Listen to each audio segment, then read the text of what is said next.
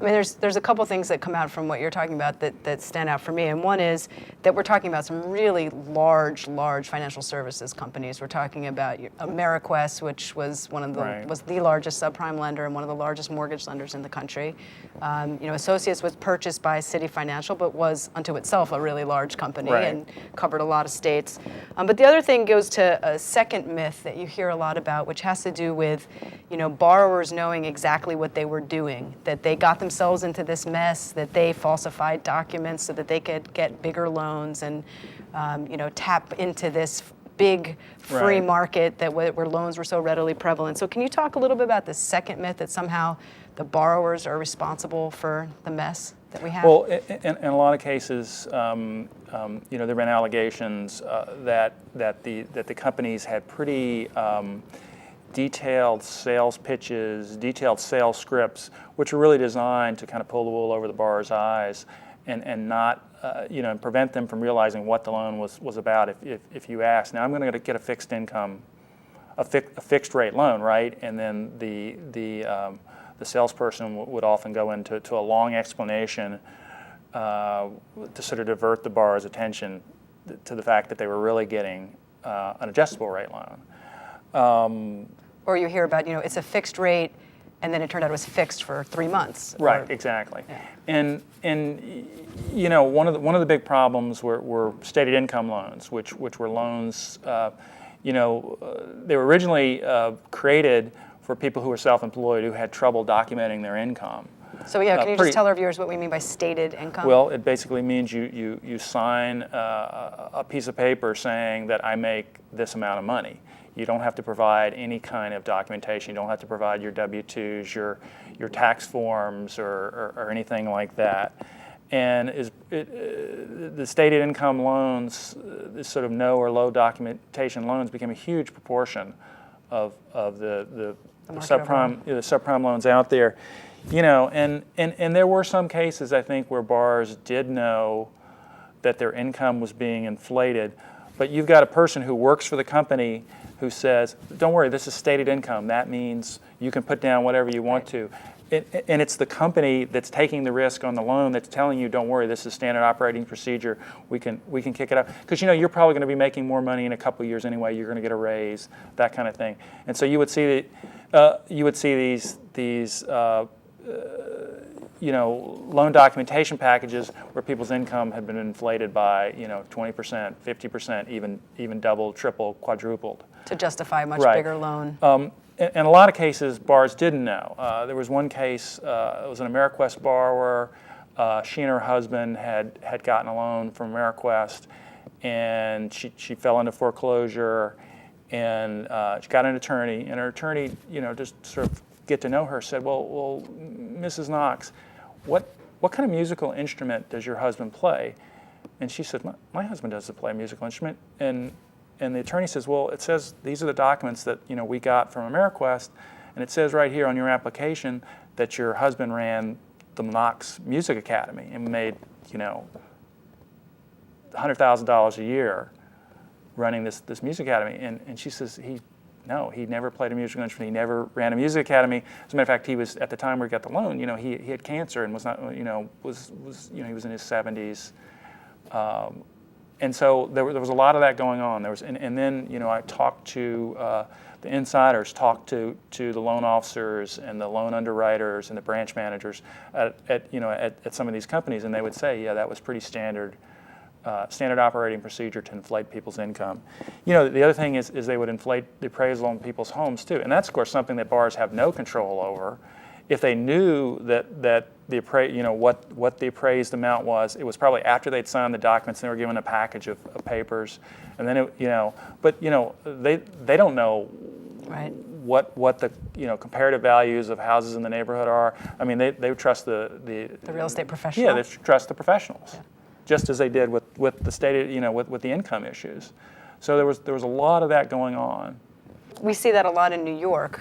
We've had a lot of real estate fraud and appraisal fraud, especially because the property values here are so high that, like you said, people don't know, but they're also not shocked when they see a 2-bedroom house in East New York selling for $600,000, $700,000.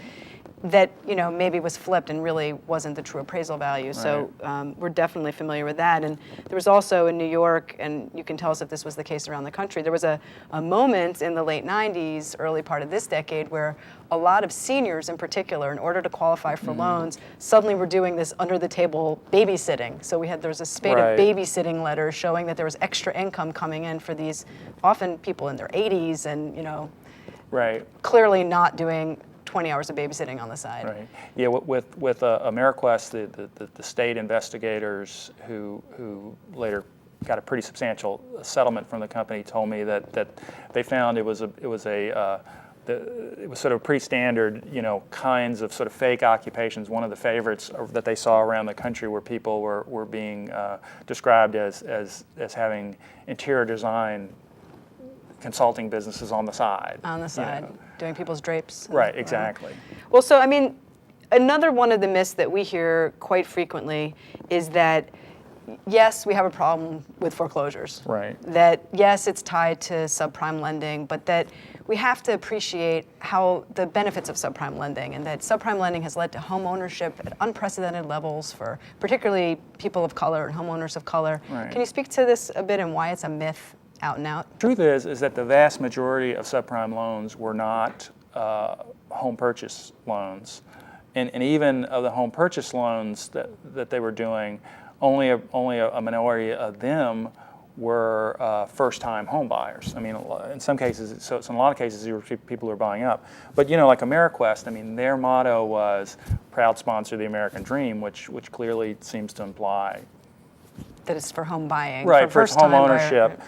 But 99% of AmeriQuest loans were refinancings, which actually put people's houses more at risk because they were paying extra fees, they were taking money out. A lot, one of AmeriQuest's primary business models was to find people who had big credit card debts and get them to transfer unsecured debt. If you don't pay your credit card, that's not a good thing, but if you don't pay it, I mean, they can sue you, but there's no way that they can take your house. Right. But if you flip $40,000 or $50,000 or $20,000 or $10,000 in credit card debt, and you roll that into a mortgage on your house, then you're just putting your house at risk. And that was the lure for a lot of people, right? Right? The sales lure was consolidate your debt. Right. And a lot of it, like, if you have, $400,000 mortgage on your house and you've got $40,000 in credit card debts you want to pay off, well, they'll do that mortgage, but remember, you're not paying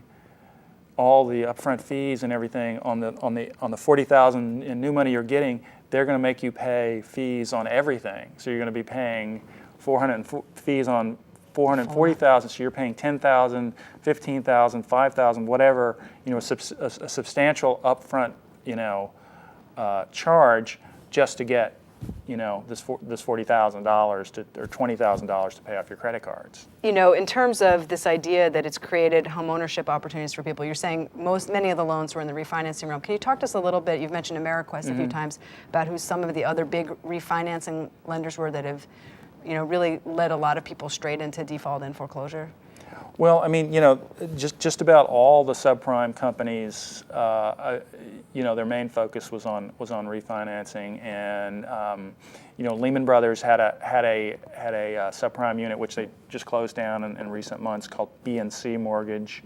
That I interviewed a substantial number of ex-employees who talked about lots of sort of predatory practices there, lots of borrowers being put in loans they really couldn't afford because of, once again, inflated incomes, inflated appraisals, all that kind of thing.